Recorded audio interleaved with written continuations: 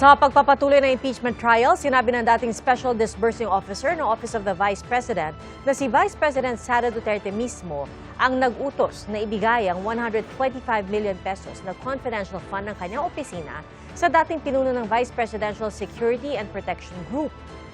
Saksi si Sandra Aguinaldo. Ang iniharap ngayon ng prosecution, si Gina Acosta mula sa tanggapan ni Vice President Sara Duterte. Antemano, sinabi agad na ipiniresenta siya bilang hostile witness dahil boss pa rin niya si Duterte at meron daw itong counter affidavit na pinagtatanggol ang bise kaugnay sa confidential fund. Tumutol dito ang depensa pero diniklara pa rin ng presiding officer na hostile witness si Acosta. Sino po ang boss niyo sa Office of the Vice President? Si Vice President Sara Duterte. So pag na-impeach si VP Sara o matanggal siya, wala na rin po kayong trabaho doon? Wala na po akong trabaho sa OVP. Ang epekto ng pagiging hostile witness, pwede siyang tanungin ng leading questions o yung mga tanong na naglalaman ng impormasyon na gusto ng prosecution na kumpirmahin ni Acosta. Ang pagsagot ni Acosta sa mga tanong may halong Bisaya, kaya nagtatagal dahil kailangan pa itong isalin sa Ingles o Pilipino. Kaduhami naghimo o accomplishment report, Your Honor. 2 beses po kayo gumawa ng accomplishment report, Ma'am Gina? Ang kaning gihatag sa ako, Your Honor, mao ni ang una nga gihimo, Your Honor. Yung unang accomplishment report. Pero tumayo si Senator Judge Erwin Tulfo para tanungin, bakit noong humarap ito sa pagdinig sa Kamara noong November 2024, nakakasagot naman daw ito ng Tagalog o Ingles? Hawak niya ang transcript ng testimonya noon ni Acosta. Well, what is this? I mean, mabuti po sana pati yung discretionary, and she's a government official, she doesn't know what discretionary means is. I mean, what it means? Dito po, sumasagot naman po siya. English, Tagalog, tama na po itong panluloko sa atin. Matapos nito, nabawasan ang pagsasalita sa Bisaya ni Acosta. Tinanong siya ng prosecution tungkol sa pag-withdraw niya ng 125 million pesos in cash sa Land Bank noong December 2022. Ito yung confidential fund ng bise na sinasabing na-disburse o nagamit sa loob lamang ng 11 araw. Para maisalarawan ang dami ng pera, nagpakita ng letrato ang prosecution lawyer pero umalma ang depensa. May we just ask as to the source of the photo and how it was generated and produced? Because we don't have 125 million pesos in cold cash. So we had to resort to technology. Is that, Your Honor, artificial intelligence? This is AI Yes. generated? Yes.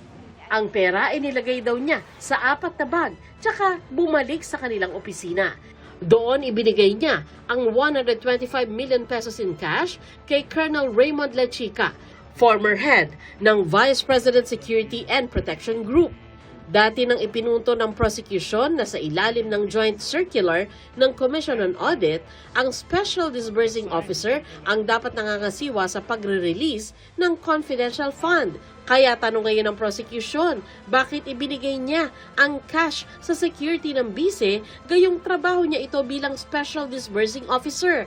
Kasi po, may instruction po sa taas, Your Honor, ng aking head of agency. Sino ba ang head of agency na nag-utos sa'yo? Ang nag-utos po sa akin na i-release ang pera na 125M sa security officer na si Colonel Lechica ay si Ma'am Sara Duterte. Pinunto rin ng prosecution na kay Lechica rin napunta ang confidential fund para sa taong 2023. Gayong hindi naman daw niya trabaho ito at hindi siya ang Special Disbursing Officer. Siya po ang may alam, siya po ang eksperto, Your Honor, sa pagpatupad po ng confidential operation and activities, Your Honor.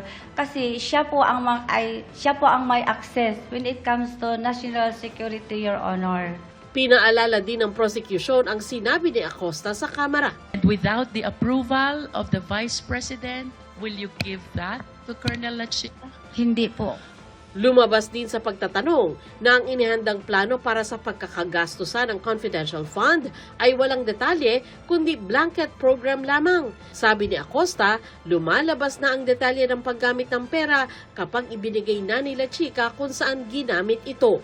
Yung paglilista, pagdidetalye ng expenditures, opo, di ba trabaho niyo rin po yan as SDO/Project Accountable Officer? Ang pagsulat po ako, pero ang mga expenses po kung unsa ang gamiton kay kay security Chica. officer po, kasi siya po ang mag-implement ng various confidential operation activities, kay siya po ang eksperto dito sa ground, Your Honor. Kinumpirma rin ni Acosta na sa mga dokumentong isinumite sa Commission on Audit para i-liquidate ang milyong-milyong pisong confidential fund, wala ang pangalan nila Chica sa kabila ng papel niya sa paggamit ng confidential fund.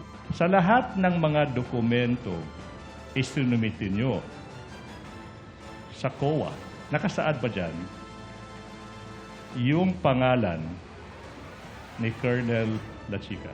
Wala. Ako si Sandra Aguinaldo, ang inyong saksi.